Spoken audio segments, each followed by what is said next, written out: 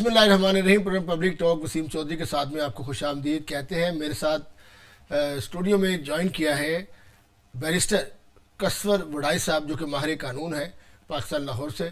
जी barrister कसवर वड़ाई साहब, programme में आपको खुश आमदीद। हम बात कर रहे हैं बरतानिया में जो गैर कानूनी तारकिन वतन है, गैर मुल्की तारकिन वतन जो इस मुल्क में मौजूद हैं, कई कई सालों से यहाँ पर मौजूद हैं और उनकी बड़ी खिदमत है अगर देखा जाए इस बरतानिया में। लेकिन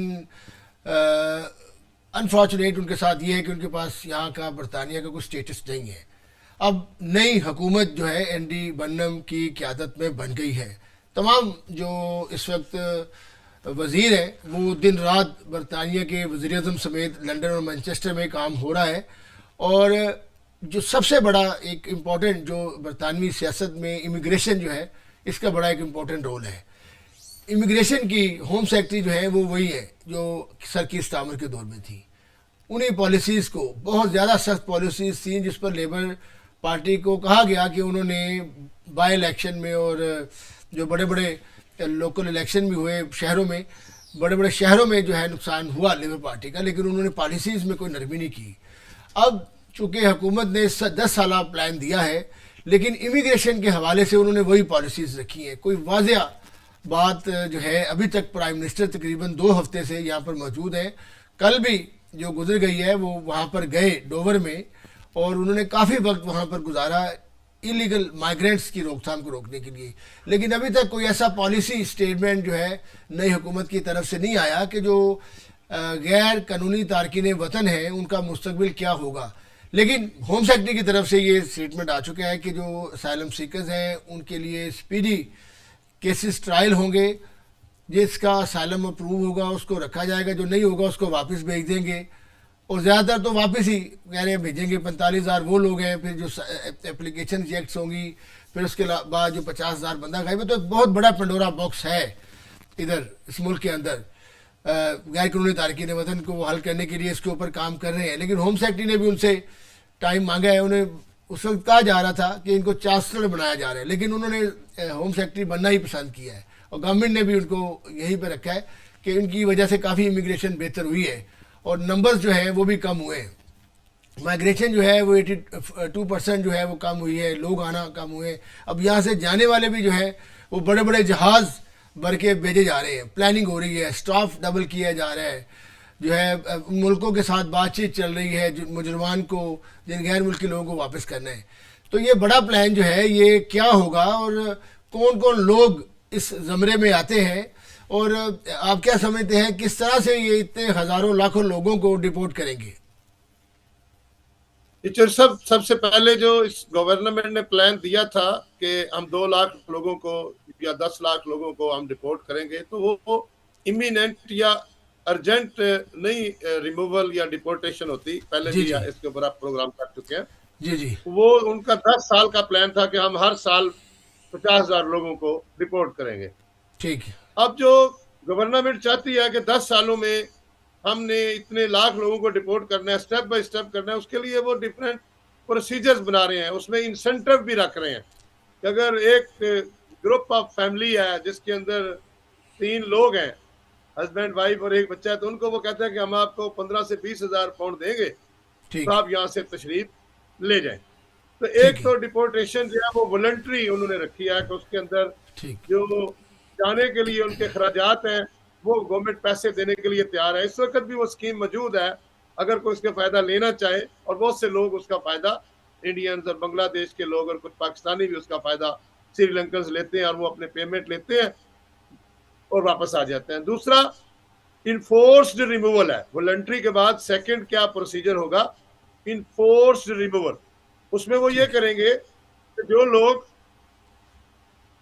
साइन पे लगा देते हैं, रिपोर्टिंग ड्यूटी पे लगा देते हैं, तो वो जो रिपोर्टिंग पे लगते हैं वो गवर्नमेंट के ऊपर बर्डन नहीं होते।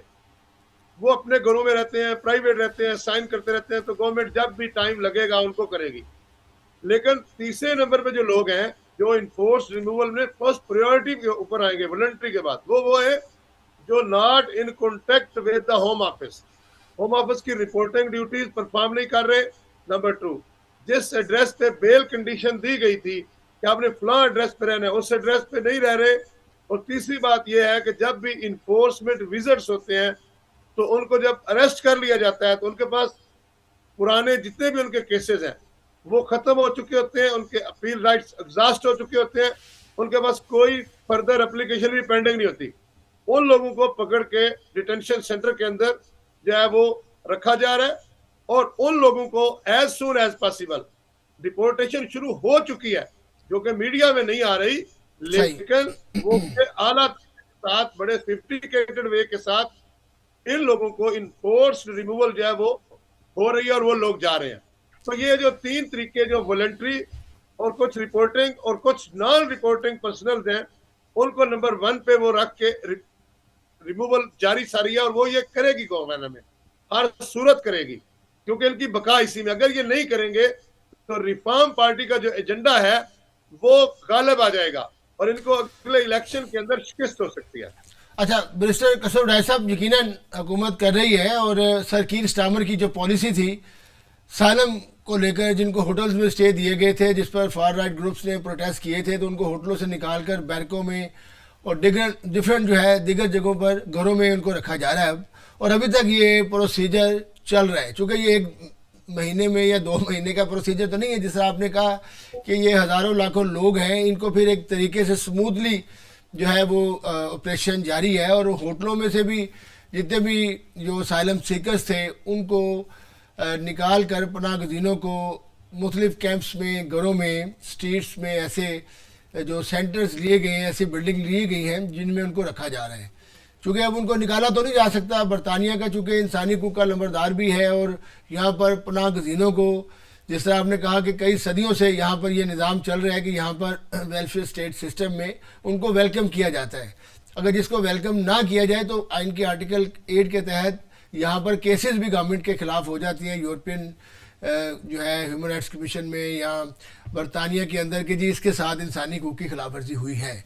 लेकिन बड़ा साहब, उसमें से अब जो यहाँ पर गैर कानूनी तारकीन वतन जो मौजूद हैं, अब उसमें से कुछ ऐसे लोग हैं जिनके अभी फैसले नहीं हुए, जिनकी एप्लीकेशन पेंडिंग्स हैं, बहुत सारे हज़ारों लाखों लोग हैं जिनकी एप्लीकेशन पेंडिंग है, जवाब नहीं आ रहे। उनमें वर्क परमिट्स वाले भी हैं, हाई स्किल्ड वाले भी हैं, स्टूडेंट्स भी हैं और साइलम वाले भी हैं, फैमिलीज़ के लोग भी हैं। अच्छा, कुछ उसमें ऐसे लोग भी हैं जो पहले यहाँ पर कानून था कि लोग यूरोप से आए, जो फैमिलीज़ आती थी तो उनके साथ उनकी अंडरस्टैंडिंग को शादी हो जाती थी। तो लेकिन बरतानिया में तो कानून यह था कि वो अगर ब्रिटिश के साथ आप शादी करते हैं तो पाकिस्तान आपको जाना पड़ेगा स्पाउस वीज़े के लिए। लेकिन यूरोप के साथ अब क्या कानून है, क्या यहाँ पर जो सेटल्ड है, क्योंकि ब्रेक्सिट के बाद तो कानून यकीनन चेंज हुई है, जो सेटल्ड है उसके लिए क्या कानून है, और जो गैर कानूनी यहाँ पर लोग मौजूद हैं उनके लिए क्या अब ऑप्शन है? वापसी ही ऑप्शन है या कोई दूसरी ऑप्शन हुकूमत ने रखी है उनके लिए? जी चौधरी साहब, जो लोग जिनके अभी केसेस पेंडिंग हैं, फॉर इंस्टेंस जो अभी लोग आए थे स्किल्ड वर्कर में, स्टूडेंट्स के, वो 90,000 के करीब पूरी दुनिया से लोग हैं जिन्होंने असाइलम क्लेम किया है। उसमें बहुत से ऐसे लोग हैं जिनके अभी तक असाइलम क्लेम पेंडिंग है फैमिलीज के साथ। नंबर 2, कुछ ऐसे हैं जिनके असाइलम क्लेम जो है वो डिसाइडेड हो चुके हैं और उनको राइट ऑफ अपील दिया गया है, क्योंकि असाइलम के अंदर हर बंदे को जो फैमिली के साथ है, बीवी बच्चों के साथ है, उसको ह्यूमन राइट की बेस पे जो राइट ऑफ अपील लाजमी दिया जाता है। तकरीबन 83,000 से ज्यादा अपील्स पेंडिंग है इमिग्रेशन ट्राइब्यूनल के अंदर। अब वो अपील्स आने के अंदर 2 से 3 साल का अरसा लग जाएगा फर्स्ट ईयर ट्राइब्यूनल को वो अपील हेयरिंग करने में। अच्छा, अब जो पहले 3 साल यहाँ मौजूद है, 3 साल अपील में लग गए, 6 साल हो गए, 1 साल वो राइट आगे जो फर्दर अपील में चले गए, परमिशन टू अपील में, अपर ट्राइब्यूनल में चले गए।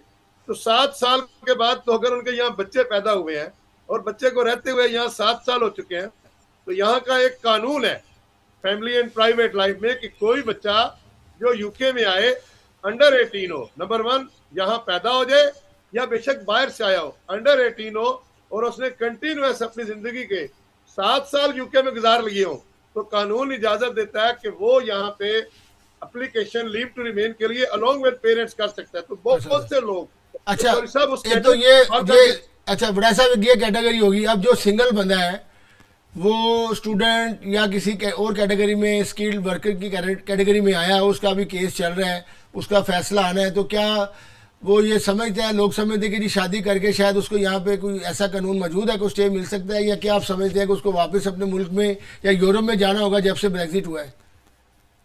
जी सर साहब, उसमें जो जहां तक लोगों ने अपने रिलेशनशिप, अपनी फैमिली लाइफ बनानी है, जी। तो बेसिकली एक कानून है यूके का, इमिग्रेशन लॉ भी है, ह्यूमन राइट एक्ट भी है। वो ये कहता है every person has a right to form a family life. अब वो एवरी पर्सन जो है ना, कानून की नजर में वहां पे ये नहीं लिखा हुआ एवरी लीगल या इलीगल, इलीगल, राइट।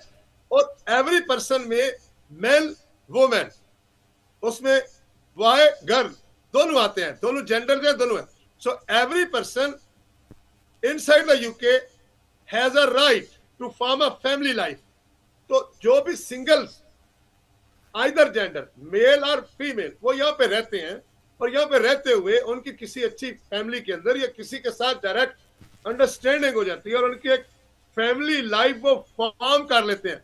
उसमें भी दो कैटेगरीज है। नंबर वन, वो किसी भी पार्टनर के साथ, यूं कहेंगे हम कि 2 साल से रेगुलर रह रहे हैं, वेदर उनका स्टेटस एक बंदे का है या नहीं, 2 साल का अगर वो साबित करता है कि एज अ अनमैरिड पार्टनर उसके साथ वो सबसिस्टिंग जेन्युइन रिलेशनशिप है, तो ऑन दैट बेसिस भी इन इनलीगल, जो आपका क्वेश्चन है, लोगों में से एक कैटेगरी है जो अपनी एप्लीकेशन पर लीव टू रिमेन सबमिट कर सकती है। नंबर 2, कुछ ऐसे लोग हैं जिनके पास यहां पे वो रहते हुए उनकी स्पाउस या पार्टनर जो है उसके पास सेटल्ड स्टेटस है, या वो ब्रिटिश है या वो ईयू नेशनल है और उनके पास प्री सेटलमेंट स्टेटस है जी, और अभी उनको 2 साल भी नहीं हुए और उनका बेबी पैदा हो जाता है, बच्चा पैदा हो जाता है विदाउट मैरिज कह लें आप, तो वो उस बच्चे के बुनियाद पे अगर तो उसका one of the parent settled होगा तो फिर भी उसको यहाँ पे बच्चे को जब ब्रिटिश सिटीजनशिप मिल जाएगी। अगर प्री सेटल होगा तो बच्चे को भी यहाँ पे प्री सेटल स्टेटस वीजा मिल जाएगा। तो ऐसी सूरतों में उस बच्चे को यहाँ से डिपोर्ट नहीं किया जा सकता। जब सही। नहीं किया जा सकता तो सेक्शन 55 चिल्ड्रन वेलफेयर एक्ट के तहत उसका जो सेकंड पेरेंट है, राइट, मैं जेनेरिक बात कर रहा हूं, आइदर ही और शी, जो भी सेकंड पेरेंट होगा उसको ये राइट होगा कि उसकी जो वेलफेयर है बच्चे की, उसकी बेस पे वो application for leave to remain submit करेगा तो उसको भी वीजा जो है वो ग्रांट कर दिया जाएगा। तो चौधरी साहब, ये जो कैटेगरी है ना 10 लाख की, उसमें 7 लाख ने तो 7 सालों के अंदर, इस साल में कुछ हो जाना है, कुछ अगले साल में हो जाना है, कुछ के यहाँ बच्चे हो जाएंगे फैमिली। तो आप जो एक क्वेश्चन किया था कि क्या ये डिपोर्ट कर पाएंगे, बिल्कुल नहीं कर पाएंगे, क्योंकि बहुत से लोगों को यहाँ के कानूनी तरीकों के जरिए जब वो आपका प्रोग्राम सुनेंगे उन्हें ये इंफॉर्मेशन मिलेगी कि एक बंदे के 3 माह रह गए, 2 साल इकट्ठे रहते हुए, चाहे बच्चा नहीं भी है, उसका सब कुछ रिजेक्ट हो चुका है। आफ्टर 3 मंथ्स आपका प्रोग्राम सुनने के बाद वो कहता है कि वो अपने पार्टनर के साथ 2 साल रहा, तो वो नई एप्लीकेशन सबमिट कर सकता है सर। तो उस नई एप्लीकेशन के ऊपर अगर उसको वीजा मिल सकता है। बहुत शुक्रिया कसर राय साहब, आपका अपने तफसीली हमने बात की है और वही हमने सवालात आपके सामने रखे हैं जो कि बड़े कंसर्निंग है। बरतानिया में इस वक्त जो माइग्रेट्स हैं, इसमें कानूनी और गैर कानूनी तारकीन वतन जो डिफरेंट चैलेंज से गुजर रहे हैं और समुद्री रास्ते से जो लोग आ रहे हैं उनके लिए भी सख्तियाँ हो रही हैं। तो यकीनन आपने इस पर काफ़ी मुताले के साथ बात की है और ठोस बात की है। तो thank you very much for your time. इंशाल्लाह अगले प्रोग्राम में आपसे दोबारा जो है हम जो नए अपडेट्स होंगी उस पर बात करेंगे। जी बिल्कुल, बरतानिया जो कि एक मल्टीकल्चर मुल्क है, यहाँ पर हर रंग व नस्ल मज़हब को मुकम्मल आज़ादी हासिल है और लैंड ऑफ अपॉर्चुनिटी भी कहा जाता है, और हर बंदे की ख्वाहिश है कि इस मुल्क के एजुकेशन और हेल्थ सिस्टम से वो बेनिफिट्स ले। और यकीनन लोग आ भी रहे हैं और नए लोगों के लिए मौके भी बन रहे हैं, लेकिन जो गैर कानूनी तारकीन वतन है वो मसाइल का शिकार है। तो उस पर काफ़ी ज़्यादा इस वक्त मौजूदा हुकूमत में नई और पुरानी दोनों मैं कहूँगा होम सेक्रेटरी जो है वो काम कर रही हैं। उम्मीद है कि इस मुल्क की बेहतरी में, अवाम की बेहतरी के लिए अच्छे रिजल्ट सामने आएंगे।